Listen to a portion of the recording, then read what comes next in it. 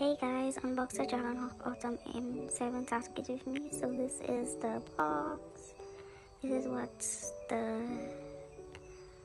thing came in. The tattoo machine came in.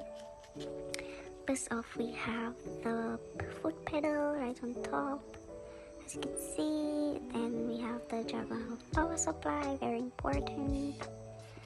And we have 10 pieces of needles, cartridges and stuff. This is an extra, handband, Dragon Hawk, whatever. Yep, this is the main character. This is the cord to plug up the pen, and here is the pen. I call her Sexy Red because she's so beautiful and red. This is to plug the power source into some ink holder. This is ink and some gloves. This is grippers and some instructions on how it works and what to expect.